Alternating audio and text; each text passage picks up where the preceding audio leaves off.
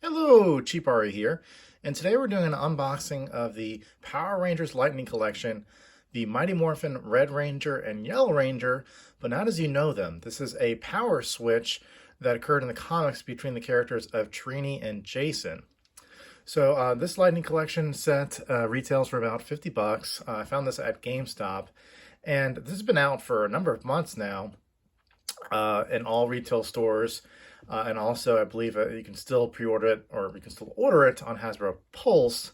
I was on the fence about this, but really the reason I bought this, I'll explain in just a moment. But let's go over the packaging before we go ahead and unbox the figure set. So you've got the figures in this windowless Hasbro package that we've come to see. Clearly there is a connection with the comics because it says Boom Studios. And then also the description of the Mighty Morphin Red Ranger and Yellow Ranger, but showing the names to show that they've flipped. So you've got Jason the Red Ranger, Trini the Yellow Ranger here, and their silhouettes on the left-hand side, and also the figure is clearly depicted on the front with a lot of the grid electricity happening in the background. So go ahead and see the top right there, Mighty Morphin, sorry, Power Rangers Lightning Collection. Turn to the side, it's the same picture that was in the front. And then on the back, you get the full look of the figures. As you can see there, Jason and Trini having flipped their power sources. So there's the figures once again on the back, same pictures, and then on the side there you've got a very blank looking lettering along with the Mighty Morphin Power Rangers logo.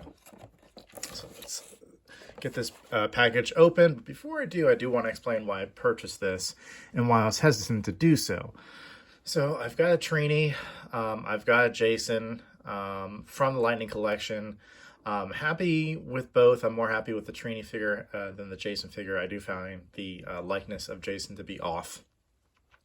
So what I've been seeing is that the newer releases of Jason are not going to contain his face, his head mold, his civilian face. And that could be most likely attributed to the fact that he has had charges filed against the actor Austin St. John due to a connection with defrauding the government for small business loans. So I think it's a little bit preemptive or really on Hasbro's part to kind of remove his likeness or not even consider his face molds on future toys. So I just want to be cautionary and start purchasing the Jason figures with his head mold before you may not be able to get them, at least for some time. So let's get this open. So that was really the reason why I purchased this, to make sure I can get Jason's head mold before there is a stop on all that. I really don't like these bags. It feels like they're in little Ziploc bags, kind of thrown into a box. So these are the accessories in one, and then the figure in the other.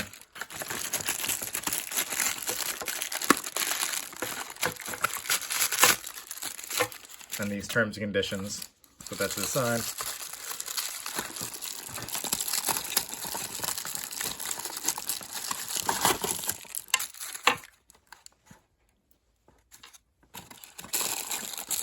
It was in the box itself. You can see the Power Rangers very faintly repeated over and over again, Lightning Collection.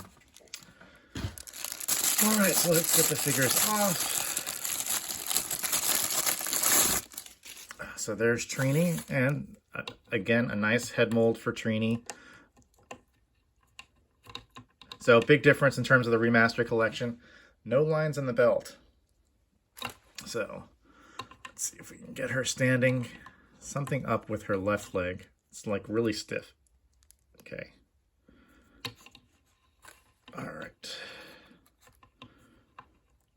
She is having problems standing, and I didn't even put any accessories on her.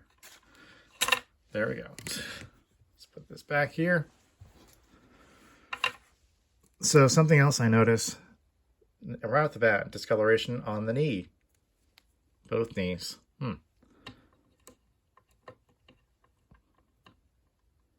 All right, let's look at that. Can't even stand without any, I don't want her to be kind of like all stretched out. Stand.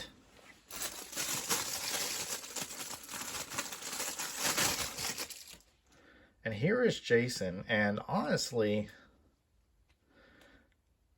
I'm not digging the lips. The rest of the head seems fine, but look at that face.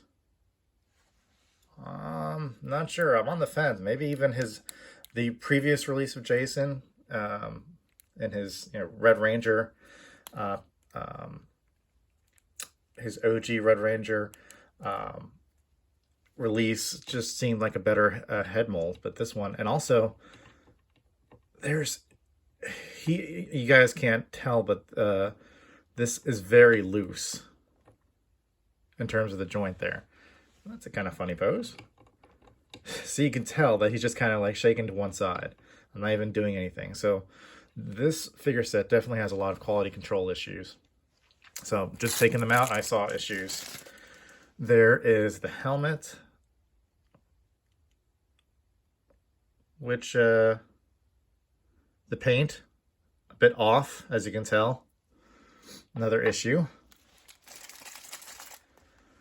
Comes with the blaster. And again, it can extend into a blade. And then they've got their little electricity bolts. Oh, and they got their power sword. That's all for Trini. Oh, lost something else. Blaster. Got 3 forms of the blaster and as accessories. There we go.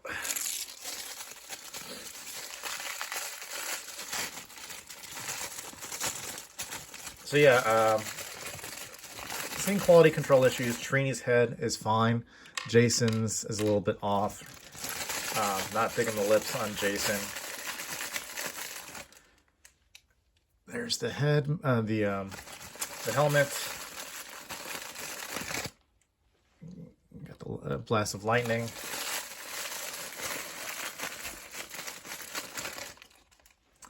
More blasts of lightning.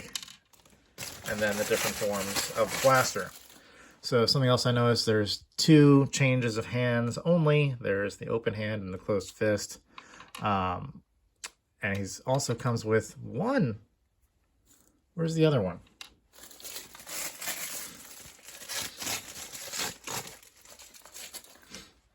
Okay, another thing came out of the bag, another closed fist hand. But where is the dragon dagger? So, okay, here we go. Just really deep in there. All right, you got to be careful with these bags so you don't lose them. They're deep in there. So here are the the power daggers. Let's put them in his hands, or we can try to at least. Okay, so I've taken out all the accessories and I've put them in their respective hands. The lightning bolts that you see here have indentations in the mold that you can put the daggers inside. So it looks like the electricity is coming from the tip of the dagger. Let's take a look at the figures themselves and some of the issues and look at the accessories and the paint applications. So as you can see with Trini, again, as I said, a good head sculpt. The lightning looks great, wrapped around the power sword, and the power sword paint looks great. Of course, you can see the emblem of the Tyrannosaurus on the sword itself. Things I don't like about the figure, of course, with these Lightning Collection, there's plenty of points of articulation, including, not much of an ab crunch on Trini, to be honest with you, but clearly a workable ab crunch on Jason. Belt looks fine. It doesn't have the lines that the remaster collection have. There are differences in the coloration of the elbow and knee joints for the red, which I do not like. So let's put her down here. But again, the head sculpt looked great. Let me show you guys a close-up of the head sculpt and the texture of the hair. She has a little bit shorter hair than I'm usually used to seeing her in the show. With Jason, I don't like the head sculpt as much. It really just comes down to the paint application used on the lips. Looks like he's wearing dark lipstick. The dragon daggers also have the emblems of the actual power coin. The electricity looks great on the daggers themselves. He has very loose hips. Like even when I put him down, he kind of just moves over to the side. So you have to. I don't like that at all.